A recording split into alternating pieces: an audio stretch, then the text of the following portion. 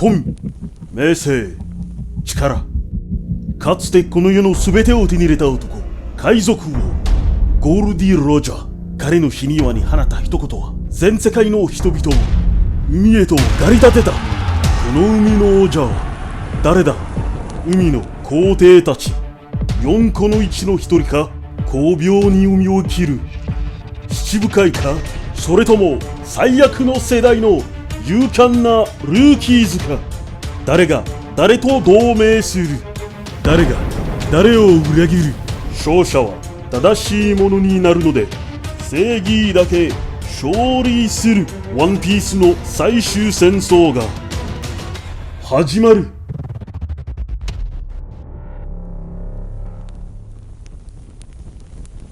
Il y a 21 ans, Monkey D. Luffy s'est lancé dans la plus grande aventure jamais écrite, celle pour devenir le roi des pirates. Au fil du temps, nous nous rendons compte que le chapeau de paille ne pourra pas devenir l'homme le plus libre du monde tout seul et qu'il aura besoin d'alliés.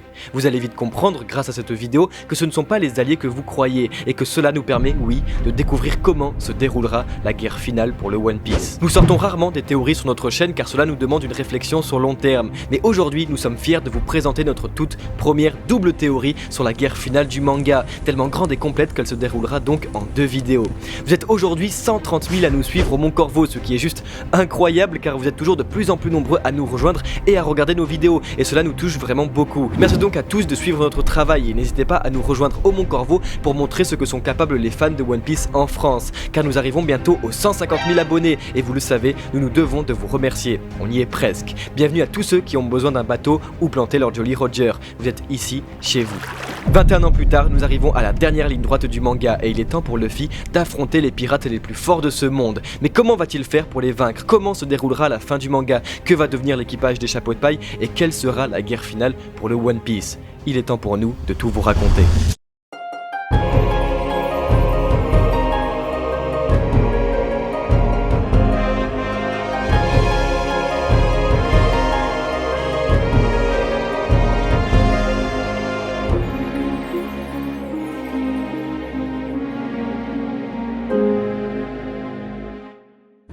Comme dit en introduction, Luffy est celui qui deviendra le roi des pirates, mais il ne pourra pas l'être tout seul. Accompagné de son équipage, il aura réussi à se faire un nom dans le monde, mais pour la première fois depuis l'archipel Sabaody, les Mugiwara ont atteint leurs limites en se confrontant à des ennemis bien trop puissants. Oui, nous voulons bien sûr parler des empereurs. Pirates présentés comme invincibles, il aura fallu la force entière de la marine pour en faire tomber un qui était déjà vieux, épuisé et malade. Aujourd'hui, les choses ont bien changé. Le monde de One Piece tel que nous le connaissons est très dynamique grâce à Eiichiro Oda qui rend son univers si vivant. La géopolitique évolue et le monde avec. Maintenant, nous comprenons avec l'arc de Whole Cake Island, malgré tous les efforts de plusieurs équipages pirates, ennemis devenus alliés et plans d'assassinat parfaits, qu'il est impossible de tuer Big Mom. Alors qu'en est-il de Kaido, présenté comme la créature la plus forte du monde dont rien ni personne ne peut tuer? Qu'en est-il de Shanks, ancien compagnon du Seigneur des Pirates qui aura réussi à stopper Kaido durant Marineford? Qu'en est-il de Barbe Noire, pirate le plus proche du One Piece, considéré comme l'homme le plus fort du monde et étant le seul à posséder les pouvoirs de 2 fruits du démon? Même s'il est certain que Luffy aura un jour à affronter Barbe Noire et qu'un combat entre ces 2 hommes est inévitable, Luffy devra user de ses pouvoirs pour triompher. Car si le Mugiwara possède un pouvoir intéressant, c'est bien celui de faire du monde entier son allié. Présenté explicitement pour la première fois par Dracul Mihawk à Marineford, Luffy possède le pouvoir le plus puissant du monde. Pour comprendre parfaitement le raisonnement effectué ici, nous vous invitons à regarder notre vidéo consacrée à ce dit pouvoir pour un complément parfait de théorie. Ayant donc la capacité de faire des alliés tous ceux qu'il rencontre, Luffy a donc une chance de s'asseoir sur le trône du roi des pirates, car aussi fou que cela puisse paraître, les plus grands ennemis du chapeau de paille auront réussi au fur et à mesure à se racheter. C'est pourquoi nous pensons très sincèrement au Mont Corvo que tous les Shichibukai ou presque seront des futurs alliés de Luffy pour la grande guerre finale. Et ça a déjà commencé. Premier corsaire du manga, Crocodile a déjà sauvé la vie de Luffy à Marineford. Vaincu par Kaido, Moria pourrait très bien faire son grand retour à Wano Kuni pour aider Luffy à battre l'empereur, se rachetant et se vengeant. Ami de son père, Kuma a déjà sauvé la vie de Luffy à plusieurs reprises et s'est même sacrifié pour l'équipage. Sa mémoire et ses souhaits doivent désormais reposer entre les mains de Vegapunk qui aidera sans aucun doute le chapeau de paille car ayant déjà accepté la dernière volonté de Kuma. Folle amoureuse, Boa Hancock est déjà le plus fidèle allié de Luffy chez les corsaires. Ayant mis sa vie en danger danger à plusieurs reprises pour sauver Luffy, Jinbei a désormais rejoint son équipage.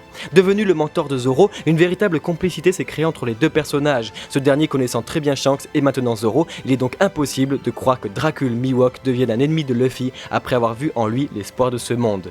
Raccroché malgré lui à un destin le dépassant, Baggy sera évidemment de la partie. Voulant suivre son propre chemin, il sera obligé d'aider Luffy sans même le vouloir, comme à Marineford et Impel Down. Enfin, allié dans la plus dangereuse des aventures de Luffy, Law est clairement devenu un de ses amis. Pour ce qui est de Doflamingo, il est clair que ses connaissances sur le secret de ce monde et son expérience sur la vie seront utiles à Luffy, notamment en politique ou encore sur l'emplacement du célèbre trésor de Marie-Joie, malgré qu'il soit l'incarnation même de la haine.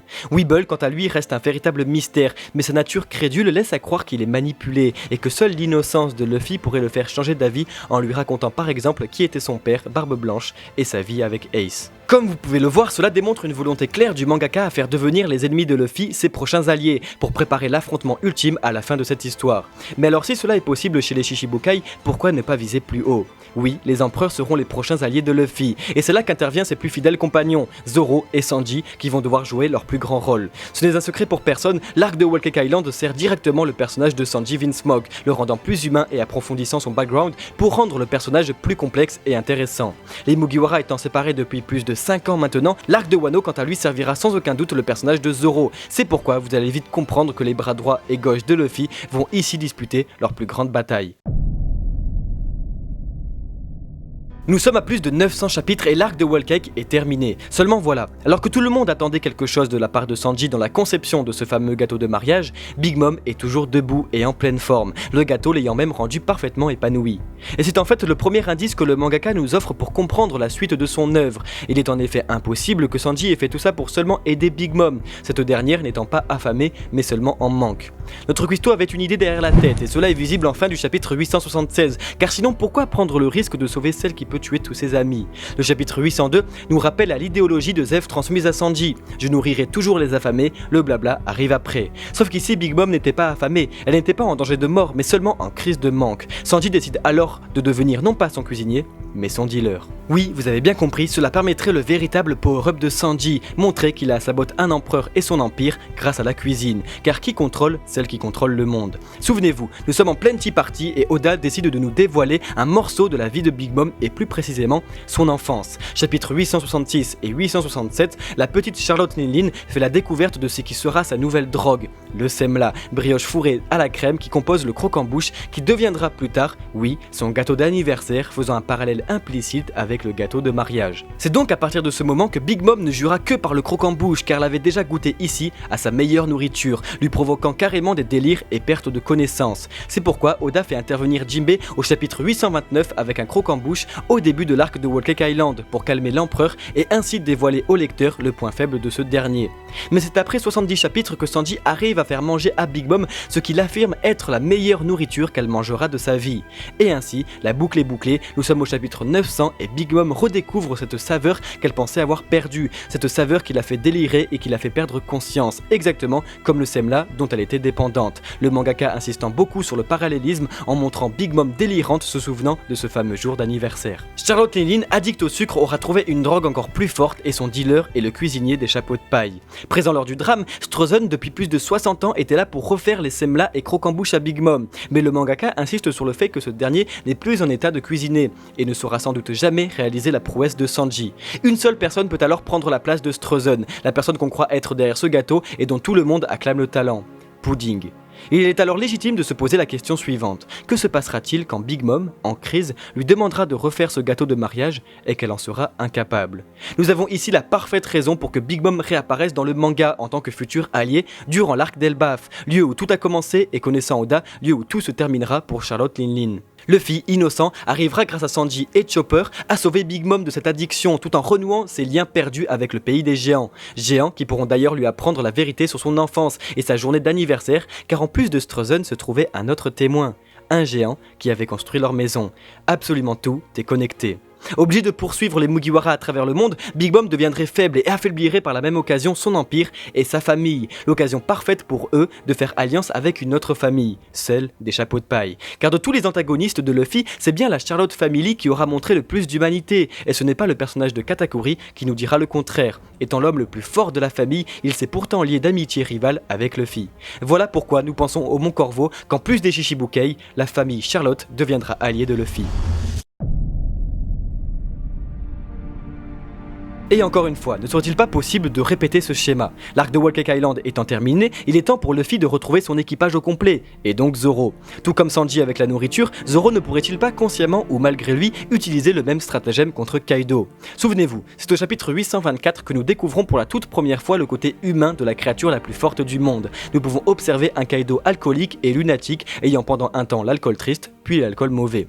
C'est en partant du postulat que Kaido est dépendant à la boisson que nous pouvons même expliquer comment Shanks aurait réussi à le dissuader de ne pas attaquer Barbe Blanche quand ce dernier se rendait à Marineford de sauver son fils. Ayant déjà vu Shanks rendant visite à un collègue, le roux apporte toujours de quoi boire, tentant de rendre la conversation plus calme, joyeuse et solennelle. Observable au chapitre 434, Shanks invite Barbe Blanche à boire, chose qu'il a dû faire avec Kaido, connaissant son point faible, ce dernier a dû changer d'avis avec l'alcool. Et qui chez les Mugiwara tient le mieux l'alcool? Et oui, Roronoa Zoro. Son amour pour la boisson est mis en avant depuis le tout début du manga, et cela à de nombreuses reprises, comme à Whiskey Peak combattant toute l'armée du Baroque avec 10 grammes dans le sang, ou encore voulant boire la coupe de Luffy devant toute sa flotte. Bref, ce n'est un secret pour personne, Zoro et alcool sont meilleurs amis, alors pourquoi ne pas le devenir avec Kaido? Bien sûr, tout cela reste très difficile sachant les abominations dont l'empereur a été capable, et étant même à l'opposé de l'idéologie de la Charlotte Family qui, elle, cherche avant tout à vivre paisiblement. L'empire de Kaido, lui, vise un tout autre but, la guerre, explicitée très clairement au chapitre 895. Si quelqu'un doit déclencher la plus grande guerre de ce monde, ce sera bien Kaido, annoncé comme un arc sans précédent. Wano Kuni sera une véritable bataille géante opposant Kaido à une alliance jamais vue entre Minks, ninja, samouraïs et pirates, et pourquoi pas l'entrée en guerre de la grande flotte des Mugiwara et le retour de Moria pour se venger de celui qui a brisé ses ambitions. Dans cette vidéo, nous vous avons démontré que certains codes du shonen, et plus précisément du Neketsu, étaient conservés par Oda, et que pour devenir allié de Luffy, ses ennemis devaient avant tout être vaincus, car si One Piece nous a bien montré une chose, c'est qu'on est vaincu quand notre rêve est écrasé par celui d'un autre. Car bien sûr qu'un affrontement aura lieu entre les Mugiwara, Big Mom et Kaido. Mais ensuite... Et si le One Piece n'était en fait que cela, la réunification du monde sur une seule et même idéologie écrasante, celle de Luffy, celle de la liberté. Nous arrivons à la fin du manga, Shichibukai, Empereur et Mugiwara, l'échiquier est en place, les pièces avancent, la bataille pour le One Piece peut commencer.